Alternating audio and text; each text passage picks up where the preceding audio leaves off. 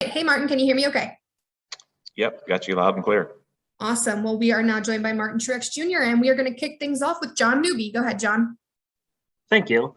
So, Martin, with the first three races bringing back the 750 package, and you're going to Darlington where you won earlier this season, what's your confidence level like so far? Confidence is high. Obviously, got some good tracks coming up for us, and look forward to hopefully taking advantage of that and getting off to a good start. Perfect. Thank you. Yep. All right, we're going to take our next question from Kenneth Hawkins. Go ahead, Kenneth. Martin, how you doing? Let's move to Bristol, the third race, cutoff race in the first series. How aggressive can that race get, and can it get any more aggressive? Yeah, it gets pretty aggressive. I think, that's kind of what you expect when you go there. Such high speed track and multiple grooves. We've seen a lot of guys get pretty aggressive and make mistakes and get into somebody. So I think a lot can happen there. It's, obviously, a place that's not been great to us and to me. And honestly, I was kind of hoping they left dirt on it, but either way, we still have trouble getting good results. We ran really strong there this year earlier and got a flat tire on a green white checker. So it's just been for whatever reason, it seems like every time we're near the front, we get a flat tire or a loose wheel, and we've had a lot of bad luck there. So hopefully that changes and we can finish off a strong run. Thank you. All right, we're going to take our next one from Zach Sterniolo. Go ahead, Zach. Martin, I'm curious at what point you notice any shift in the intensity on the racetrack during these playoffs, whether that comes as you're entering the round of 8 or entering the round of 12, whether it's more gradual than that. Obviously, the intensity is high no matter what, but as the playoffs kind of narrow, do you notice it? Yeah, I think I got you. You're kind of breaking up there, but I think as soon as the playoffs start, you understand the intensity is going to rise, and I feel like throughout each round, each race, 1 through 3 of each round it rises because you start to have guys that are feeling desperate. As you go, there's more guys behind, and they're feeling desperate, and you feel that you see certain guys kind of step it up and take more risks and things like that. It's no different than a race. As the race goes on, each restart towards the end seems to get more intense, and it's the same way throughout the playoffs. So the further you get, the more is on the line. The less people have opportunities. They get more important as you go, and so the intensity just continues to pick up and ramp up. Thank you. You're welcome. Take our next one from Eric Smith. Go ahead, Eric. Thank you. Yeah, Martin, I'm just curious, I've been asked other drivers this questions too about stick of all sports going into the playoffs, you kind of have to be championship ready at that moment. Do you feel like in NASCAR, in a racing standpoint, do you feel like you have to be going to Darlington championship caliber of a team, or is that something you can still build over the next 10 weeks? No, you got to be there.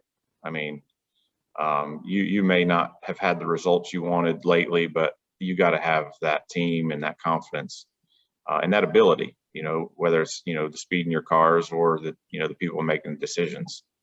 You've got to have it all. You can't just turn it on, flip the switch, change who you are. You either got what it takes or you don't. And now at the same time, we've seen, the best teams all year hit a speed bump in the road. That's one big difference in our sport. It's not one-on-one. There's a lot that can happen. There's a lot of things, out of your control in racing. It's not just, you can't always control your own destiny. As much as we try to, there's still a lot of things that can always happen. That's something that's totally different about our sport. So you got to have it. You can't overcome it if you don't have it, but that, being the best team doesn't guarantee anything either, which we've seen. So it's a difficult time. It's high pressure, but it's a hell of an opportunity. And I always look forward to, being part of it. Do you feel you're there now, your team? I know you got the champion patch on. You know how to win a championship. But do you feel like the 19 team, the guys around you are competing at that level? I do. I feel like we're right there. We've had a tough summer. A lot of the things I talked about with, circumstances that we couldn't control, hurting our finishes, et cetera.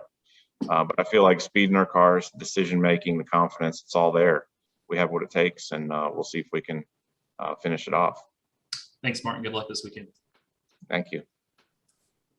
All right, we're going to take our next question from Aaron England. Go ahead, Aaron.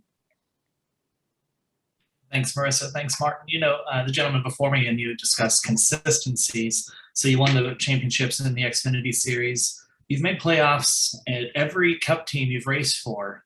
And so I know a lot of drivers like to thank their team and their sponsors for that, but there's something consistent behind the wheel. What have you done to prove yourself so consistent through the years?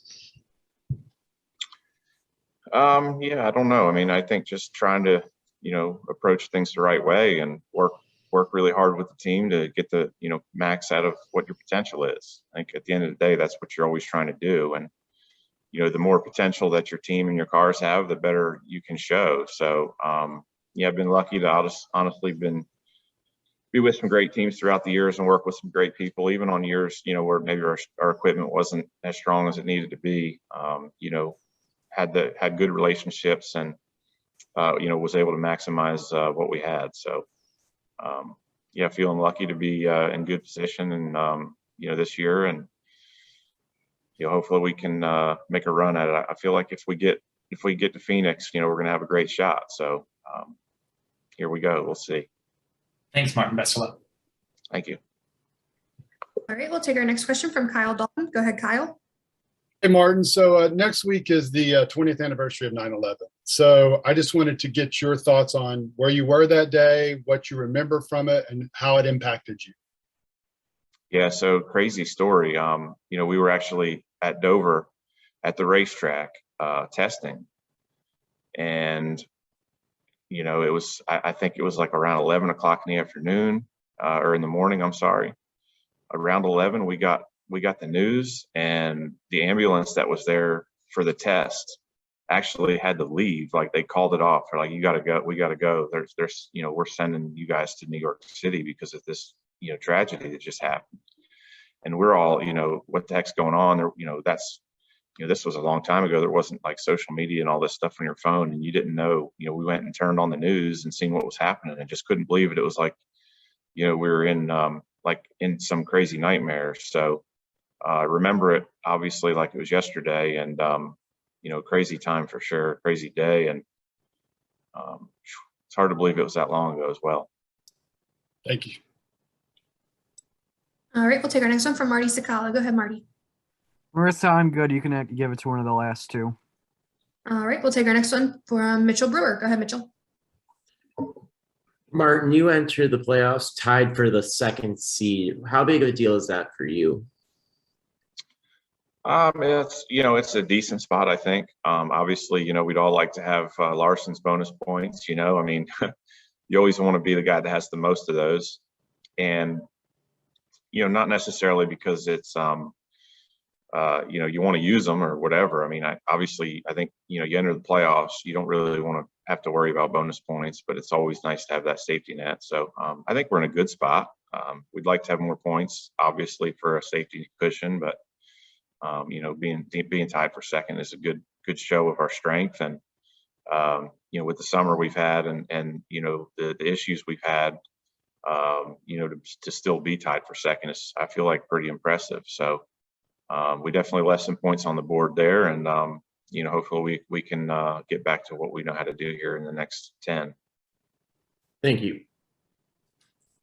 All right, Martin. Well, that's all the time we've got for you. Thank you so much for taking some time with us. We wish you the best of luck in the playoffs. All right, guys. Thank you.